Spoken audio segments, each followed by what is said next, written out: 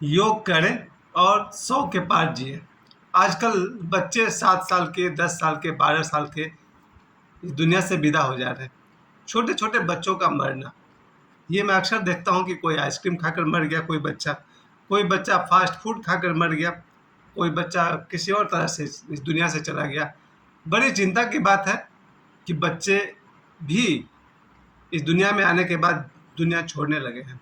और नौजवान तो इस तरह से मर रहे हैं, कोई जिम के भीतर जिम कर रहा और मर गया, कोई जिम करके बाहर निकला और लुढ़क गया, कोई क्रिकेट खेल रहा था और गिरकर मर गया।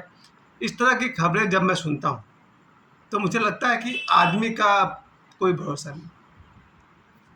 10 साल का हो या 30 साल का हो या 40 साल का हो, मौत हमेशा सर पर मंडरा रही है। कोई भी बच्चा, व्यक्ति इस दुनिया से कहीं भी जा सकता है। आज का दिन किसी का आखिरी दिन हो जाए, ये खतरा आ गया है।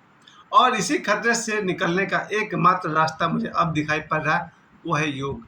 योग एक ऐसी क्रिया है जो आपको 100 के पार ले जाएगी। अभी 1 सप्ताह पहले 128 वर्ष के शिवानंद जी इस दुनिया से गए और दुनिया में न जाने कितने योगी हैं जो 100 वर्ष से ऊपर हैं।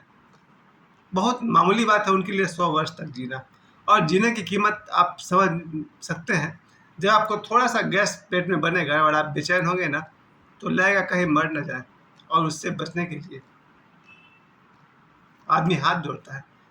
दीर्घायु होना बहुत बड़ा वरदान है। और चलिए आज हम लोग बात करते हैं योग कैसे सीखें, किससे सीखें, ताकि हम सब 100 वर्ष के पार जाएँ, अपने बच्चों का, पोते का, सभी को इस दुनिया में हँसता-खेलता देख कर के जाएँ। तो चलिए योग शुरू करते हैं। मुझे अफ़सोस है कि मैं बचपन से योग ज़्यादा नहीं कर पाया। मेरे पिताजी ने जो मुझे पहला योग सिखाया था, वो था शीर्षासन। मेरे पिताजी स्वयं भी शीर्षासन करते थे और हमसे भी करवाते थे। और आज जब मैं सुबह शीर्षासन का प्रयास कर रहा था, तो मुझे लगा कि बहुत लंबा गैप है, अब 53 साल की उम्र है, 53 की एज में शीर्षासन करना थोड़ा खतरनाक हो सकता है। तो मैंने उसके बदले सर्वांग आसन कर लिया। सर्वांग आसन कैसे करते हैं आप देखिएगा, किस तरह से आप लोग खुद ही सर्च कर लीजिएगा। सर्वांग आसन में धीरे-धीरे पैर ऊपर, कमर ऊपर, पेट का कुछ हिस्सा ऊपर, जो लगभग शीर्षासन जैसा थोड़ा-सा था। ये मैंने कई बार किया, 5 बार, 6 बार किया और मुझे लगा कि शीर्षासन बहुत ज़रूरी है। शीर्षासन में जो आपके शरीर का खून आपके सिर की तरफ आता है, स्वास्थ्य के लिए अच्छा है, थोड़ी देर के लिए अच्छा है। आपके चेहरे पर एक लाइट, एक चमक दिखाई पड़ती है, जो आपके अच्छे स्वास्थ्य से आता है। इसके अलावा मैं कहूँगा आज के युग में इसलिए भी योग करना ज़रूरी है, क्योंकि जिम आपके मसल्स को बढ़ा सकता है, लेकिन वो आपकी प्राणवायु को नहीं बढ़ा सकता है। और प्राणवायु से ही आपकी उम्र लंबी होगी, मसल्स से नहीं। मसल्स को तो आदमी 2 मिनट में ख़त्म कर देगा। मसल्स जब बीमार पड़ता है, जब कोरोना में ऐसे-ऐसे लोग मरे थे जिनका मसल्स तो बहुत मजबूत था, साफ हो गया दुनिया से। कोरोना के काल में एक बात समझ में ये भी आया है, ये बात बहुत हद तक कही जा रही है, कई बार मुझे डॉक्टरों के वीडियो मुझे देखने को मिले थे कि कोरोना में जिन्होंने दोनों इंजेक्शन ले लिए हैं, कोविशील्ड और एक और कोई था, बाद में उनके स्वास्थ्य पर बुरा असर पड़ने लगा है। ऐसा लोगों का मानना है, धारणा है कि जिन्होंने कोरोना के दोनों इंजेक्शन ले लिए हैं, उनके जीवन पर खतरा बनने लगा है। कई लोग चलते-चलते लुढ़क गए, कोई धूप में चल रहा था, यहाँ भी पाथर भी दो लोग गए, वो धूप में चलते-चलते लगता है कि हम बहुत थक गए हैं, फिर वो लोग बैठते हैं और मर जाते हैं। ऐसा 2 बार हुआ पाथर में। कोई धूप में चल रहा है, थक गया है, उतर कर बैठ गया, थोड़ा आराम करने के लिए आँख बंद किया और मर गया। तो ये बात पूरी सच नहीं हो सकती है, क्योंकि कोरोना का दोनों इंजेक्शन हज़ारों लोगों ने लिया, तो मरे 1-2 हैं। लेकिन खतरा तो यही है कि जीवन अचानक समाप्त हो सकता है। जब मैंने ये कहा कि आप 100 वर्ष से ऊपर जिएंगे, तो ये एक आध्यात्मिक एंगल से मैंने नहीं कहा है। आध्यात्मिक एंगल तो ये कहता है, अगर आपने कभी पहले भी कोई बुरे कर्म किए हैं, कोई पाप किए हैं, तो उसका सज़ा भोगने के लिए आपको इसी जन्म में कहीं भी एक्सीडेंट से आदमी मर सकता है, आत्महत्या करके आदमी मर सकता है, मर्डर के द्वारा मर सकता है, कोई हत्या कर दे, बीमार पड़ के मर सकता है। मरने के 1000 कारण हैं, जिससे आदमी 100 से पहले ही चला जाएगा दुनिया से।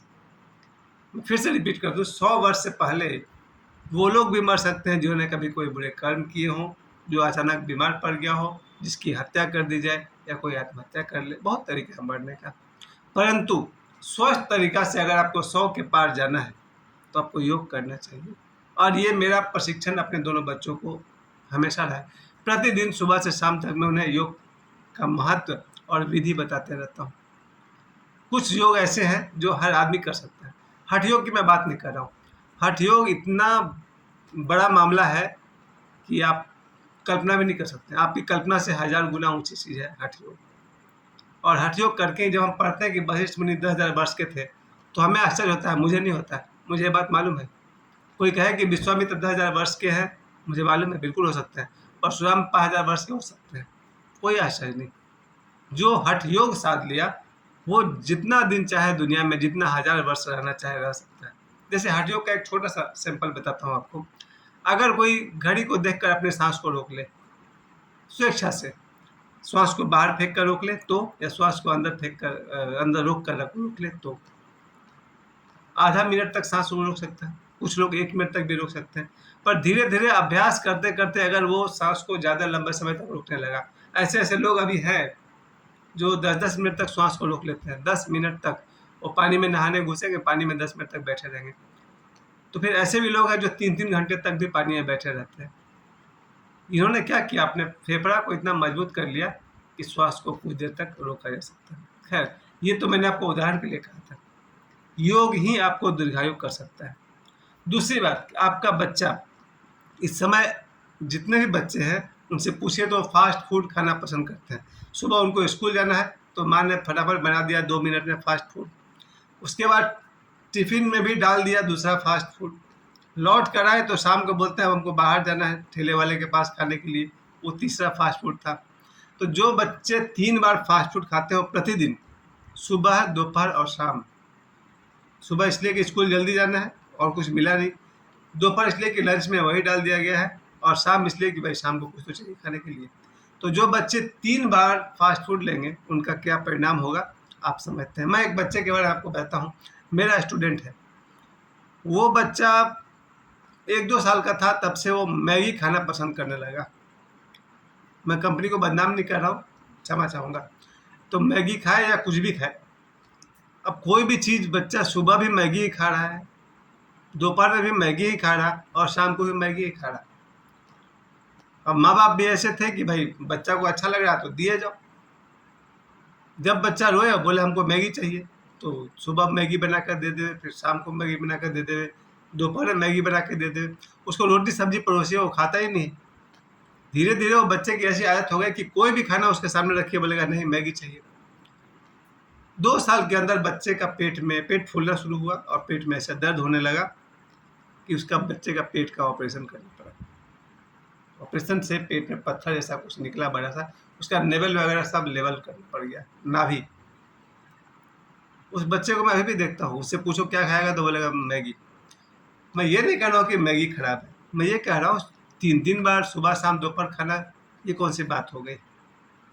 तो ये फास्ट फूड जो हम सब, मेरे जितने भी रिश्तेदार बच्चे हैं, वो सब जब पूछो तो क्या खाना है तो ये खाना है। तो फास्ट फूड खाने वाले बच्चे, एक तो ये भी पता चला है कि जो बच्चे फास्ट फूड खाएंगे, बच्चियाँ फास्ट फूड खाएंगी, शायद वो आगे माँ नहीं बन सकेगी। ये कोई मैं डॉक्टर के आधार पर नहीं कह रहा हूँ, बस ऐसे ही हल्की फुल्की जांच से पता चलता है कि कोई बच्चा फास्ट फूड ज़्यादा खाने लगे तो लड़की, ऐसा हो सकता है कि शायद वो, उसे माँ बनने में समस्या हो।